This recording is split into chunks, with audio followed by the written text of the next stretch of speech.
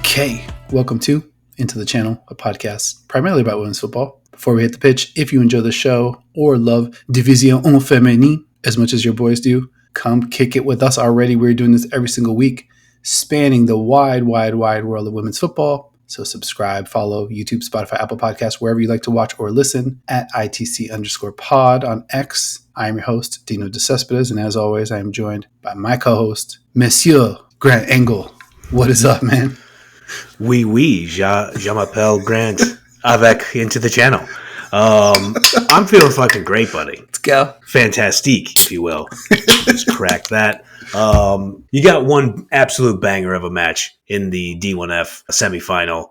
I'm excited to talk about it. We got more football on the way. Obviously, an important final. I have thoughts on when that final is being played. So, yeah, I'm ready to get into all of it with you.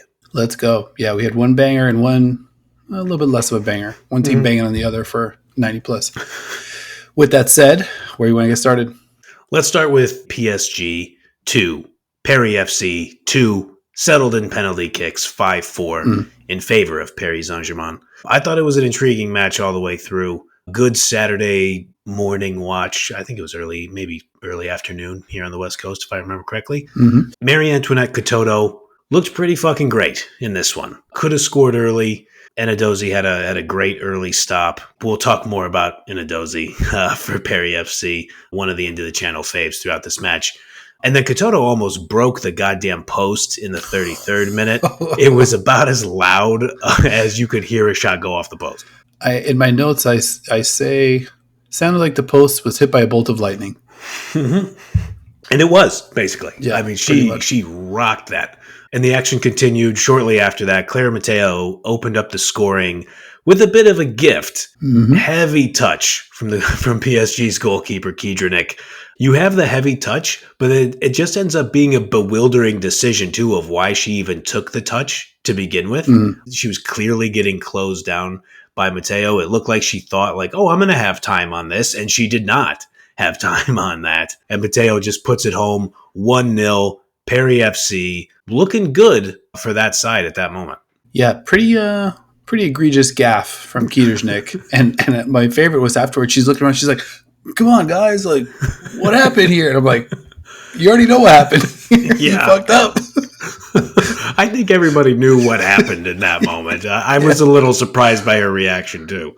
Yeah, she walked it back pretty, she only gestured a couple times before she just was like, all right, that was my bad. Let me just eat this one. Yeah. In that moment, as I'm watching it, I was like, okay, we're in a semifinal. Weird stuff can happen. PSG has looked great the last few weeks, save a match against Reims where they played all their young players. But PSG's form in general, I thought they acquitted themselves very well in the Champions League, obviously. But in that moment, I thought, okay, Paris FC, we watched them play throughout the Champions League, and they're good enough to steal this thing. Oh, yeah. But shortly after, I guess not too shortly after that, we get to halftime. It's 1-0. We get into the 52nd minute. Karshawi creates a penalty, and Grace Gayoro just bangs it home. I felt like that penalty created by Karshawi just flying into the box with a great carry. That felt a little bit like a ball don't lie moment. Just a few minutes earlier, there was a beautiful exchange where Karshawi plays a ball in, an aerial pass into the danger area. Katoto heads it, purposely passes it over to Gayoro, and Gayoro finishes it with a beautiful header. It was a nice 1, 2, 3. But Gayoro was probably half her body offside. When that happened, I was like, okay, yeah, PSG, they're getting back in this thing. And, moments later, Karshawi creates the penalty, and there was a no-doubter from Gayoro. Yeah, Karshawi's drive on that one. That's kind of what I think we were all looking for against Lyon. Yeah. So great to see it kind of come off in this one. For sure. So at that point, we're sitting level, 1-1. We have an exchange of goals. Corbosch takes the lead back for Paris FC at 56 minutes. Katoto gets that goal in the 72nd minute to bring it back level again. Katoto gets that goal. Katoto gets the goal that she deserved. She deserved to get at least one in this match. So we're back level terms, 2-2. Let's get to the final moments of regulation, because Shemeka Enadozie makes 2 saves in the course of 3 seconds, pretty much at the death of the match. And here are my notes. Inadozie is a goddamn revelation. We're lucky to even watch her play football. How did you experience what were you seeing as that transpired? I mean, it was almost comical in how insane the movements that she was making and the saves that she was like. If you saw that in a sports movie, you'd roll your eyes. Right. It was just so ridiculous what she was doing. Highest leverage moment, diving in, diving out, falling away, falling to, just swatting at stuff, just like whatever appendage she had to kind of swing at the ball, she was just going to make it work and knock. I mean, she just looked like she had 4 arms and 4 legs. It was unbelievable. We love a good wrist strength discussion. Oh my God. On this podcast. And so when she has the right arm outreach to take it off the line, I mean, the ball's a quarter of the way over the line, and she takes it off the line with the wrist strength and falls backwards into the net. Like what you're talking about, like she's going every which way. Yeah. And then to be able to pop up from in the net to then just push it back. Spring and push forward. And to push it back out. I mean, it was one of those things where like you're watching and I was just like, oh, like it was just like I was like almost like jump scared in a scary movie in a theater as a child. Like just unbelievable play. And we get to watch her play in the Olympics. Unbelievable. I mean, I went through the thought process of what happens in the Olympics if she just goes full, Martin Brodeur, just to keep the French flavor. Great reference. Like through the Olympics, and she just becomes unbeatable. Just another Musevic effort. Then your boy took a look at who else is in their group. Little tricky. Brazil, that little plucky squad from Japan, and those underdogs that somehow found a way to lift the World Cup from Spain. So gonna be an uphill battle, but I do want to go out on a limb, make a little prediction here. I think they win a game. I think they beat one of those 3 teams. You look at their roster, obviously Oshuala's out there. She's alongside Racing Louisville's Uchenna Kanu, show favorite from Benfica, Krista Ushabi, Houston Dash's Michelle Lozier, Sevilla's Tony Payne. Like, this is a very talented squad with real players. I think that's a great call. I cannot wait to watch all their matches. I loved watching them play in the World Cup, except when they scared the shit out of the Lionesses. And Lauren James stepped on the aforementioned Michelle Lozier, if I remember that correctly. Not a great moment for LJ, but what can you do? They'll need an Inadozie game to take one off of either of those 3 squads. But come on, man, we watched her play in the Champions League. She's more than capable. You know what time it is with her. And a great call out with Kanu. I cannot wait. I feel like she's like growing in confidence at Racing Louisville. So now her and Oshuala, they should be a pretty good offense. But again, they're going to need it against some pretty organized defenses between Brazil, Japan, and Spain.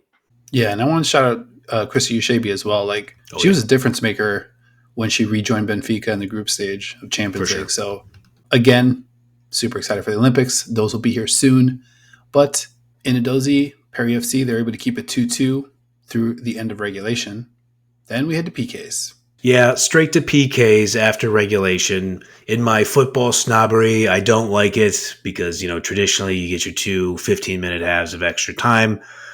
In the spirit of, trying to keep everybody healthy and limit the sheer amount of football that we ask these players to play all the time, I get it. We get to PKs, and Kiedranick gets a save. And you know what? After that howler early in the match, kind of needed that to redeem herself. Made some other good plays throughout the match. Yep. She gets that save, and they end up winning 5-4, and it ends up being decisive. And you could see when PSG buries the final penalty, a lot of players just ran over to Kiedranick and were like, all right, we're good. Yeah. like it all worked out. I did notice that, and I was like, I took a little bit of a different viewpoint on it. I'm like, are they not into Gaora as captain? Like, I wasn't sure about that because the team mobs Kiedranick, to your point. So I just raised a little antenna. I'm not sure if maybe I was seeing something that wasn't there, but either way, very cool moment for Kiedranick. She did have a big save in the second half. Yep. That proved to be also part of the difference, allowing them to move on. And then obviously she gets the full-on redemption in PKs.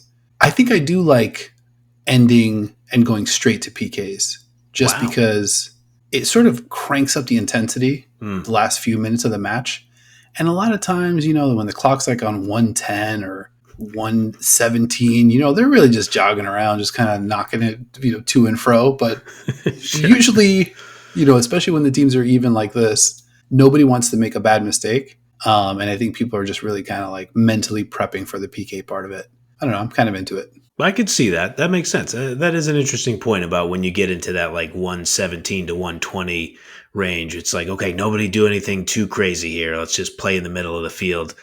I will say, like, but if somebody gets one at like 103, then 117 to 120 becomes frantic hours, which can be especially fun as well. But I could definitely see the other side. I would be remiss if I did not mention Marie Antoinette Katoto's penalty, where she goes full Panenka and just does the little baby chip right down the middle. Just cool as you could possibly like. Every time I watch her, and we've talked about Marie Antoinette Katoto a lot on this podcast, as still every time I watch her, I like her more as a player. That wasn't the only semifinal. Lyon took on Reims for the other spot in the final.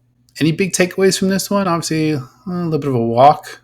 I feel like Reims fans across France are saying, no, nothing to see here, guys. Just keep it moving. Just, match was played. Goals were had. Let's just, finish fourth in the league, which is a great accomplishment. So I don't mean to minimize that. This was pretty much an ass kicking from Jump Street. Like, how do you want your goals? Set pieces? Do you want them off the break? Yep. Do you want them off of a string of passes? Do you want a jumble of bodies around the goal and somebody poking in a finish? Or do you want an absolutely insane, incredible piece of skill? Lyon's players will give you all that in the same match if you give them the opportunity. Yeah, 100%. I mean, they get it started with Wendy Renard off a Basha corner. Imagine just like the ball kind of squirts all the way through and like you don't have a defender out there and then Wendy Renard's just standing there with the ball at her feet, just like, I could just do whatever I want with this. She got it started. Then Danielle Van de Donk from about 20 yards out with a certified screamer. Oh, yeah. Not to be outdone, though. 28 yards out, Amel Majri, one of the ITC favorites, with, first time I'm going to utter this phrase on the podcast, un golazo from Majri. Yeah. The best part of it was the French commentator. I watched the French feed. The color commentator just tramples the play-by-play guy. She's like, ale, ale, which I had to look it up. It just means go, go. But as soon as she like gets ready to uncork it, the color commentator was like, already knew what time it was. It was uncanny. One of the best goals. I think it's one of the best goals since we've been potting, to be honest. Like, that was an absolute rocket. From that distance, it's absolutely incredible. Shout out to our guy, Cam Pope, on the call for DAZN. I missed Cam's call. Oh, shit. What you got to tell me about it? I'm bummed that I missed that. Our guy, he came to play as per usual for Cam. He lets out the classic football announcer, oh, when Majri hits it, as it deserved, and then goes on to say, if you thought the strike from Van de Donk was good, their third goal is even better. Just, off the dome, our guy, always prepared, always just letting out bars like that. Chef's kiss. I mean, that's our guy. What do you think? What do you expect? He's affiliated. A couple other moments. Diani for the fourth. I get my frozen goalkeeper. Mm-hmm. We get a Melchi goal for number 5. Diani for the brace, number 6.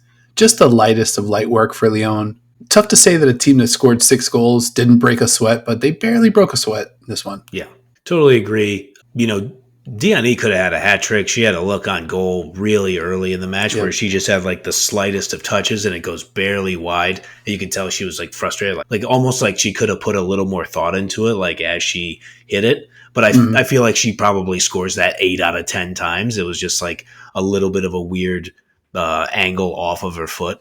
I think it's just safe to say, I mean, and again, respect to Reims for finishing 4th in the table. There is a massive talent disparity between Lyon and Reims, and probably more significant of a talent disparity than fans would like to see between those two squads. But, c'est la vie en la division féminine. I mean, there's a talent gap between Lyon and PSG if we're really For sure. going to keep it a Benny here at the ITC. I mean, we've got the final coming up Friday, 3 p.m. Going to be an absolute banger. It's interesting because we talked about Lyon kind of outlasting PSG over those two legs. Lyon, the deeper team, maybe the more experienced team for sure on the championship level, just kind of wore them down. And even with PSG looking really good against Paris FC and being tested against Paris FC, I think that's probably good for them in this case. I mean, it depends on how you want to look at it. Let's get to the sports scheduling take portion of the show.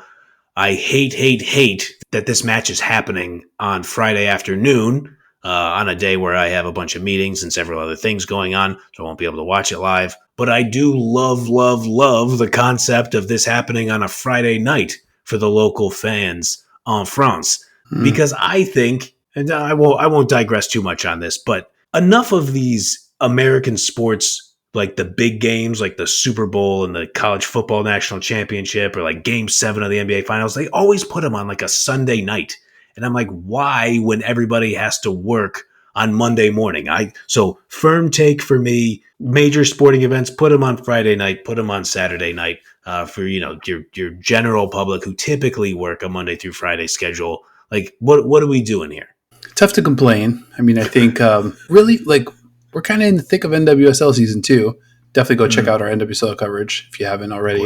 But kind of nice to get a Friday. It kind of kicks off the football weekend. And Monster Stakes, it's the first sort of like French playoff, I think, ever. So this is going to be exciting. Yeah, I'm totally in on that. I will just say noon on a Friday, rough for your boy over here in the Pacific Northwest. I got work to do, but it's okay. I realize the schedule is not built with me in mind, so I'm sure Friday night at the final in France is probably going to be super lit out there. So I'll be excited. I'm going to just stay off social media. I'll be busy enough to where I'll just be able to black everything out, and then I'll come home and watch it as though I am watching it on a Friday night. So this is my Dino and I text each other all the time like, hey, quick heads up, no spoilers. This is my early advance no spoilers request to you, my good man.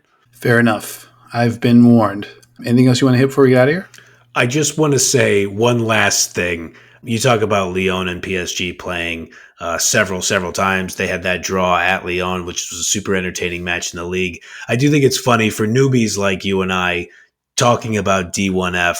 The last time PSG defeated Lyon in a match was December 11th, 2022. It was a 1-0 victory at Lyon. The winning goal for PSG scored by Kariratu Diani. So it's just always a funny reminder that this is her first season at Lyon, and she spent her last 6 at PSG, where she notched 90 goals in like 150 matches or something like that. So it's always funny to like kind of get that reminder. I remember seeing it when we covered the when we covered the World Cup rather, and I was like, oh, she moved from PSG to Lyon. That's a cool move. And now us doing the Champions League, I feel like, she's 29 years old. Sometimes I just think like, oh yeah, she's probably always played for Lyon. Not the case. Yeah, pretty wild to think about. Especially she feels like such a centerpiece to that Lyon attack and Lyon team. Like it's just like, all right, Diani, and then what do we got? What else do we have going on? It's like Diani, Basha, like, and then Renard, and then like we'll figure it out from there. Yep. I love that we've seen these teams play pretty even football. Yes. So I think I'm going to carry that into Friday and kind of hope that we get another banger. And we'll be back next week, talk a little bit about that, plus what we see this NWSL weekend. Also, next week is Champions League preview week. So we've got D1F final on Friday. The following Saturday, Champions League final. So we're going to be talking a lot of Lyon next couple weeks here. We'll get our Barcelona preview. We'll get some special guests up in here. And then quick reminder, we will be going live after the final Saturday, May 25th. So make sure you subscribe. Make sure you hang out with your boys after the final. We're going to be breaking it all down, trying to put the pieces of our brain back together after what I'm sure is going to be just a massive, massive clash. Very pumped about that. The two best clubs in the world, I don't think there's any real argument against that right now. Maybe Gotham FC. Throw the Pride in there. Yeah, there you go. Pride. Gotham FC says, hey, we got a trophy too. All kinds of teams out here. But yeah, I mean, couldn't be more excited for the Champions League final, and we get to see how Lyon looks in this D1F final. So the football keeps rolling, man, and it's just the most elite of elite football. So happy to be talking about it with you. Let's go. All right, man. I think we did it. It's been another episode of Into the Channel. Thank you for watching, listening, liking, subscribing, chiming in, just plain hanging out with your boys. Going to be a lot more to come. So remember to subscribe or follow Into the Channel, YouTube, Spotify, Apple Podcasts, wherever you like to watch or listen at ITC_pod on X. And a big merci to my co-host as well, Monsieur Grant Engel, for visiting Division Féminine with your boy. Merci, frérot, which I have found out means bro, because mon frère is brother, or my brother. But yeah, I saw this French TikTok. Maybe the guy's just leading me astray. Frérot means bro. So I'll be breaking that out from time to time. And thank you all for rocking with us. Au revoir. We watch the games, frérot. Nicely done.